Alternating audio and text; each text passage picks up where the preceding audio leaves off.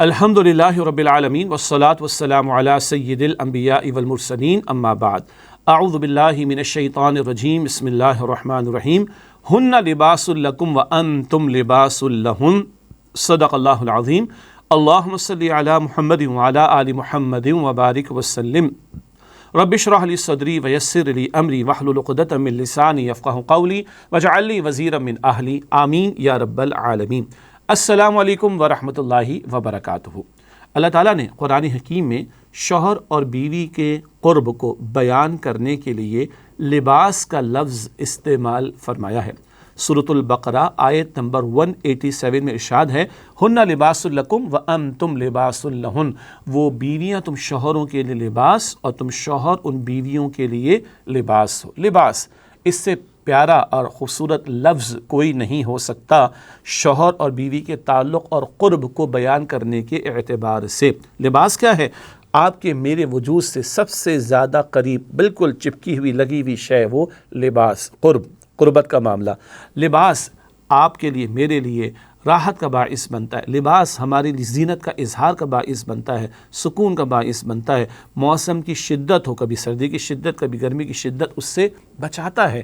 لباس ہمارے عیوب کو ڈھانپتا ہے، ہاتھ پر یہاں پر کہیں کندھے پر کٹ لگا ہوا ہے، لباس پہنا ہوا ہے، وہ عیب وہ ڈیفیکٹ چھپ جاتا ہے۔ ایسے ہی ہے نا، لباس بندہ اپنی حیثیت کے مطابق پہنتا ہے، ایسے ہی ہے۔ اور اگر لباس پر دھبا لگ جائے تو سارے محلے میں ڈھنڈورا نہیں پیٹا جاتا، اس کو خاموشی سے دھو لیا جاتا ہے۔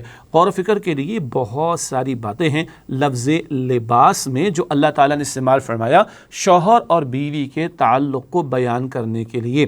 آج ہم جس دور میں جی رہے ہیں، دجالیت کا دور ہے، مٹیریلزم کا دور ہے، مادہ پرستی کا دور ہے، شیطنت کے حملے بڑھتے چلے جا رہے ہیں اور خاندانی نظام تباہی کی طرف جا رہا ہے، فیملی فیبرک جو ہے وہ کمزور ہوتا چلا جا رہا ہے۔ ایسے میں قرآن پاک کا یہ مقام بڑا قیمتی اللہ نے لباس قرار دیا۔ جتنا یہ جسم اور کپڑے میں یہ قربت ہے شوہر اور بیوی میں، اللہ اتنی ہی قربت دیکھنا چاہتا ہے۔ رحمان تو چاہتا ہے قربت، شیطان پتہ ہے کیا چاہتا ہے؟ رسول اللہ نے بتایا صلی اللہ علیہ وسلم، مسلم شریف کی روایت ہے، آپ نے فرمایا کہ شیطان روزانہ سمندر پر اپنا دربار لگاتا ہے، اس کے چیلے اور ایجنٹس آ کے کارگزاری سناتے ہیں۔ کوئی کہتا ہے کسی کو نیکی سے روکا، کوئی کہتا ہے کسی کو بدی پر لگایا، شیطان کہتا ہے ٹھیک ہے well done, keep it up, لگے رہو، نیکی سے روکتے رہو، بدی پر لگاتے رہو۔ ایک ایجنٹ آ کر بتاتا ہے کہ آج میں نے ایک شوہر اور بیوی کے درمیان جدائی ڈالی، اس جدائی میں ناراضگی بھی ہو سکتی ہے، غصہ بھی ہو سکتا ہے، دوری بھی ہو سکتی ہے اور انتہائی شکل طلاق یا سپریشن کی بھی ہو سکتی ہے، اللہ حفاظت فرمائے۔ خیر، ایک ایجنٹ آ کر کہتا ہے کہ آج میں نے ایک شوہر اور بیوی کے درمیان جدائی ڈالی، تو شیطان کھڑا ہوتا ہے، اس کو گلے سے لگاتا ہے، سینے سے لگاتا ہے اور کہتا ہے تو نے میری جانشینی کا حق ادا کیا۔ تو شیطان اس رشتے کو، نکاح کے بندھن کو توڑنا چاہتا ہے، شوہر اور بیوی کے درمیان میں دراڑ ڈالنا چاہتا ہے، یہ فیملی سسٹم کو برباد کرنا چاہتا ہے، یہ سوسائٹی کو تباہ کرنا چاہتا ہے۔ رحمان شوہر اور بیوی میں لباس کی طرح قرب چاہتا ہے اور اس بندھن کو مضبوط دیکھنا چاہتا ہے، محبت کو، مودت کو بڑھتا ہوا دیکھنا چاہتا ہے، اور اس کام کے لیے یعنی اس قربت کے لیے، محبت کے لیے اللہ تعالیٰ نے جا بجا قرآن پاک میں ہدایات عطا فرمائی۔ مسئلہ کیا ہے؟ ہم قرآن پاک کو کھولتے نہیں ہیں، اللہ کا نام لے کر نکاح تو کر لیتے ہیں، ایسے ہی ہے نا، اللہ کا نام لے کر نکاح تو کر لیتے، مگر اللہ کے جو احکامات ہیں وہ پیش نظر نہیں رہتے۔ کبھی قرآن پاک یہ کہتا ہے بیویوں کو سمجھانے کے لیے سورہ نساء کی آیت نمبر 34 میں فَالصَّالِحَاتُ قَانِتَاتٌ حَافِظَاتٌ لِلْغَیْبِ، نیک بیویاں جو ہیں وہ اپنے شوہروں کی فرمانبرداری کرتی ہیں، اور اسی النساء کی آیت 34 کے شروع میں ہے الرجال قوامون علی النساء، مرد عورتوں پر قوام، حاکم، ذمہ دار ہیں۔ جو چاہے ترجمہ کر لیں، شوہر کو اللہ تعالیٰ نے گھر کا ذمہ دار ٹھہرایا، اور نیک بیوی اللہ کے ہاں وہ ہے کہ جو شوہر کی فرما برداری کرے تاکہ گھرانہ مضبوط رہے۔ کیا خیال ہے؟ اسی طرح قرآن پاک سورۃ النساء ہی میں فرماتا ہے، آیت نمبر 19 میں بتاتا ہے وَعَاشِرُهُنَّ بِالْمَعْرُوفِ، مردوں کو حکم ہے اپنی بیویوں کے ساتھ حسن سلوک کرو، یہ اللہ کا حکم ہے۔ اللہ کے رسول صلی اللہ علیہ وسلم نے حجۃ الوداع کے موقع پر ارشاد فرمایا اتقوا اللہ فی نسائکم، اپنی بیویوں کے بارے میں اللہ سے ڈرنا، اللہ کا نام لے کر تم نے انہیں اپنے لیے حلال کیا کل اللہ تم سے ان کے بارے میں سوال کرے گا۔ اللہ کے رسول علیہ السلام نے یہ بھی فرمایا خیرکم خیرکم لأہلہ وانا خیرکم لأہلی، تم میں سے بہترین وہ جو اپنے اہل گھر والوں کے لیے بہترین ہو، اور میں تم میں سب سے بڑھ کر اپنے اہل یعنی گھر والوں کے لیے بہترین ہوں۔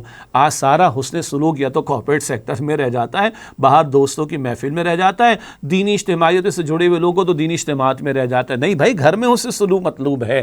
اللہ کے رسول علیہ السلام نے عورتوں کو فرمایا کہ اگر اللہ کے بعد کسی کو سجدہ کرنے کی بالفرض اجازت ہوتی تو میں بیویوں کو حکم دیتا اپنے شوہروں کو سجدہ کریں۔ مراد کیا ہے کہ یہ بیوی اپنے شوہر کی تابعداری فرمانبرداری اختیار کرے گی، گھر مضبوط ہوگا۔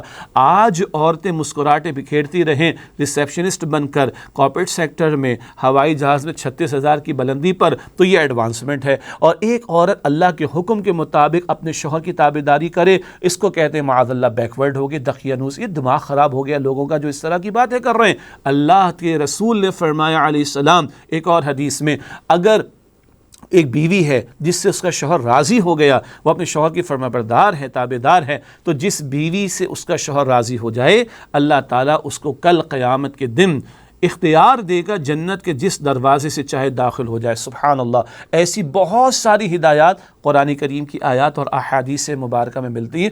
خدا را دین سیکھیں تاکہ معلوم ہو کہ شوہر اور بیوی کا یہ بندھن، یہ رشتہ کس قدر مضبوط ہونا چاہیے جو اللہ چاہتا ہے، اور کیسے مضبوط ہوگا۔ جب دین سیکھیں گے تو یہ بات بھی ہوگی۔ بس باٹم لائن کیا ہے، رحمان نے لباس قرار دیے شوہر بیوی کے تعلق کو، اور شیطان کیا چاہتا ہے، اپنے ایجنٹ کو کہتا ہے تو نے میری جانشینی کا حق ادا کیا کہ شوہر بیوی میں جدائی ڈال دی۔ اب ہم چیک کر لیں، ہم رحمان کی خواہش اور چاہت اور حکم پر عمل کرنے والوں میں شامل ہیں یا معاذ اللہ شیطان کے ایجنڈے کو پورا کرنے کی کوشش کر رہے ہیں۔ اللہ ہمارے گھرانوں کی حفاظت فرمائے، آمین یا رب العالمین۔ وآخر دعوانا ان الحمد للہ رب العالمین، والسلام علیکم ورحمۃ اللہ وبرکاتہ۔